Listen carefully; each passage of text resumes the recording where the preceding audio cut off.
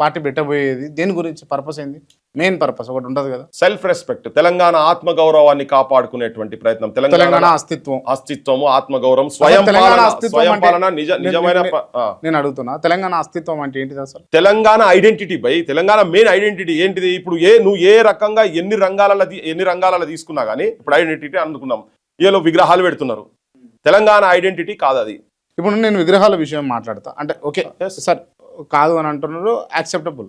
But ఏంది అని అంటే ఇప్పుడు బాలసుబ్రహ్మణ్యం అనేటటువంటి వ్యక్తి చాలా గొప్ప గొప్ప పాటలు పాడాడు, పెద్ద పెద్ద పాటలు పాడాడు, మంచిగా పాడిండు, ఇనసొంపుగానే ఉంటుంది, బాగుంటుంది. ఆయన కళాకారుడు, ఆయనను కూడా అపోజ్ చేయాల్సిన అవసరం ఏమున్నది తెలంగాణలో అంటే? తెలంగాణ తీసుకొచ్చుకున్నదే అస్తిత్వ పోరాటం. తెలంగాణ చాలా మీరు ఏమనాలంటే బాలసుబ్రహ్మణ్యం పెట్టుండ్రి, కానీ ఎట్ ద సేమ్ టైం గద్దర్ది పెట్టుండ్రి, లేకపోతే నేను చెప్తా దానికి ఆన్సర్. Let me answer.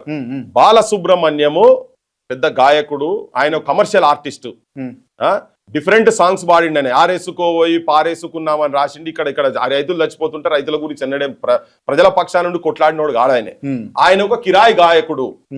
ఈడ ప్రజల గురించి, ప్రజా సాహిత్యము, ప్రజల గురించి సర్వం ఒడ్డుపోసి వాళ్ళ కవిత్వాలను, వాళ్ళ గొంతును, వాళ్ళ రక్తాన్ని మొత్తం ఒకటి చేసి సాహిత్యం తీసుకొచ్చినటువంటి వాళ్ళు చాలా మంది ఉన్నారు ఈ ప్రాంతంలో ఉన్నటువంటి వాళ్ళు. వాళ్ళందరు కిరాయి గొంతులు కాదు.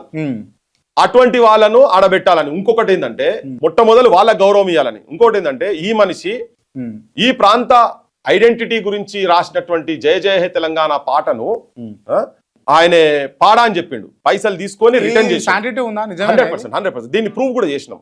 ఆ టైంలో ఎవరెవరు ఉన్నారో, ఏ స్టూడియోలో జరిగిందో ఇవన్నీ, ఈవెన్ రస్మై బాలకిషన్, అంతటపల్లి నాగరాజు వాళ్ళు డైరెక్ట్ ఇంటర్వ్యూలో చెప్పిండ్రు.